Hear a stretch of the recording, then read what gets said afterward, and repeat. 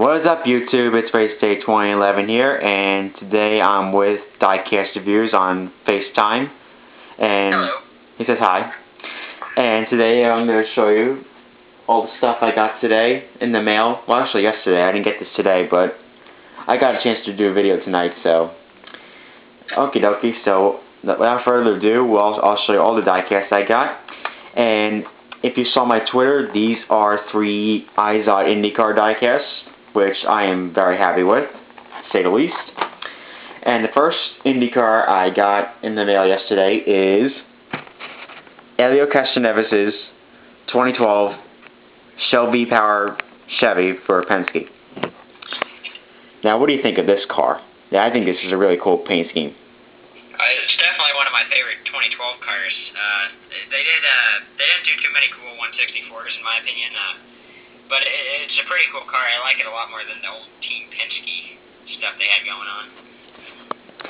With the Team Penske crap they had from like the mid-90s to 2010, I think it was just god-awful. Yeah, up to about 2009, I'm going to say they had the same paint scheme. It was pretty lame. Yeah, and the old Dallara chassis were just horrible. But these are really cool diecasts, I'd say. Okay, next one is a popular favorite amongst all fans, but never won an Indy 500. And of course you know him. His name is none other than Tony Kanaan, and this is his Geico Chevy for KV Racing Technologies. Now, what do you think? What do you think of this car? In my opinion, you can't go wrong with Tony Kanaan. I mean, it's Tony freaking Kanaan. He deserves a 500 win, and that's one of my favorite cars he's ever driven. I like the one that he's running now, the blue, green, and white, but still, that one's pretty neat. The only thing that sucks is that he ran this paint scheme once at St. Petersburg. I think he ran it maybe twice. Yeah, well, because I think he switched over at first step. Yep. But I prefer the Tony Kanaan car because it is really an awesome car, and he does deserve an Indy 500 win. Well, when I was at the 500 this year, every time he went by when he was leading, the crowd just kept making him louder and louder. Well, he's pretty awesome. Well, that's because Tony Kanaan is a favorite amongst fans. Tony Kanaan's a really popular driver, and I mean. I think Hinch might have him beat though. Hinch is pretty popular. Well, Hinch is popular because he plays Dan Walden, so that's why everybody likes him. True. And he's the GoDaddy dude. Also, he's wicked nice. Yep, really nice amongst the fan base, and he's really nice amongst all the sponsors, the drivers. He's a really well-respected driver, I think. He's the perfect person to replace Dan Weldon. He's like Dan Weldon II, I think, is what he is. He's mini-me Dan Weldon. He's like Dan Weldon. Exactly like him. Except Dan Weldon was, I don't know. British. Well, there's only one Dan Weldon. Yeah, really. He was Dan Weldon. Okay, speaking of James Hinchcliffe, we were just talking about him. Here's his car. It's his GoDaddy Chevy for Andretti Autosport. Personally, this is my favorite Indy car. Like, this is absolutely my favorite. I don't know about you, Diecast Reviews.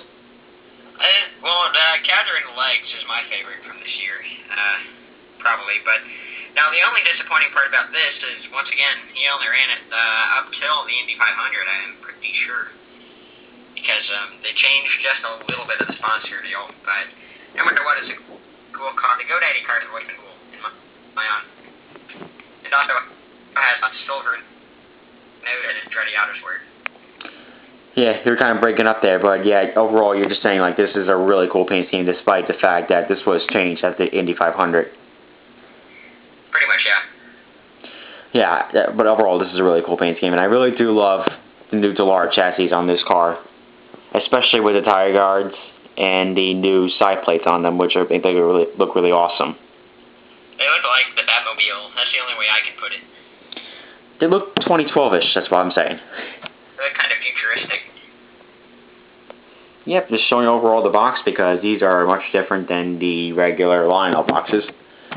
I do like the packaging on these, but it sucks that you can't open them. A little bit. Yes. But overall, this is a very cool piece of diecast, I have to say. I would recommend getting it. Okay. Yep. Okay, so this was all the IndyCar diecast I got today. Actually, yesterday. I keep saying today for some reason. I really do like these IndyCar diecasts. You know, it's like the first time I've actually really collected IndyCars. I mean, my first IndyCar ever was Weldon's 2011 car. After that, I really got into IndyCar collections. You know, I've been a fan since 2005, and I really wanted to show my colors this year. And I'm glad I did, because it's a really cool diecast company, Greenlight, and they did a pretty good job with the cars overall. They did alright, I suppose.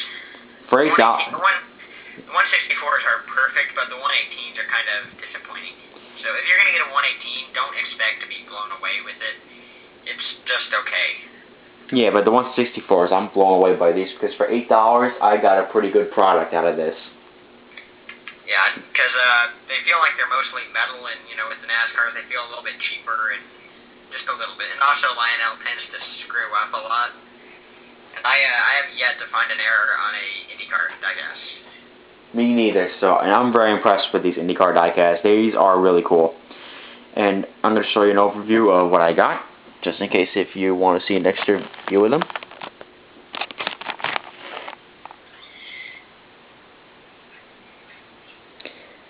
Now overall, these are my 3 favorite cars so far this year. But if you were to recommend diecast for the people watching this, what would you recommend diecast reviews?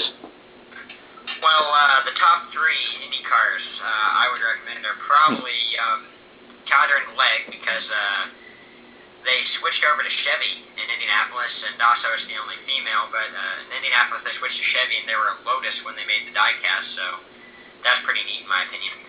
And also, probably Ed Carpenter, because it's a 164 scale car with the alcohol on it. There's no base for it. And of course, Kanaan, because it's a cool car. Yeah, I'm very surprised they didn't put a base on Ed Carpenter's car, and I'm pretty sure that when you go to IndyCar races, they don't age check you when you buy the car. No, they don't. I almost bought Ed Carpenter's car, but when Valley 820 did, they had no problem with it. Because they appreciate your business, and they're not stupid like the NASCAR people are. Yeah, I mean, I shouldn't need a drill to be able to use my Bud Light NASCAR in a stop motion race. This is kind of ridiculous. Yeah, it is a little ridiculous, but you know what? I'm glad that the Ed Carpenter car does not come with a base. And I'm going to buy the Ed Carpenter car. That's probably going to be my next set of IndyCars I'm going to review, probably. Well, of course, look at my channel, because I'm going to be having a 2012 IndyCar stop motion series. I had a little bit of a snag getting cars, but every single 2012 car, including the Dario number 50, is going to be in it. Awesome. I'm going to pre-order that one, too. That one should be really cool. Both sides, of course. Of course, but even though I don't like Dario Franchitti, I have to pre-order that, because it is a pretty cool car. I like it. Despite the fact it has a different aero kit on it. Well, actually, the diecast doesn't. Yeah, the diecast is a different aero kit than the actual car. Yeah, it's the wrong aero kit, and, but what are you going to do? That was a hideous aero kit for the Indy 500. Come on, that was ridiculous. It was okay. I mean, I was there, and I liked it, except I couldn't figure out who was who because of the stupid numbers. Yeah, but at least now they're fixing it. At least now they fixed it again, so it's really cool. Oh yeah, it's going to be awesome next year. Everybody's got their own aero kits next year. And, well, I think Lotus is dropping out, but 2014 I've heard rumors that Audi or Ford or Toyota is going to come in. Swag. That's good. We want that. We want more companies getting involved into IndyCar racing. And we want Goodyear Eagle and Firestone in IndyCar again. Yeah. Sucks, but... Yeah, exactly. But, yeah, that was all the IndyCar diecast I got in the mail yesterday, so hopefully you guys enjoy it. Hopefully we convinced you to buy some IndyCar diecasts. So watch the Eyes on IndyCar races. They are pretty awesome races, I have to say. And if you never bought an IndyCar diecast, this is probably the time to buy it, because They got a really good selection this year. So yeah, comment, like, subscribe to Diecast Reviews, and this is Race Day 2011, reminding you to join the fight to stop bullying. It gets better. Goodbye, everybody.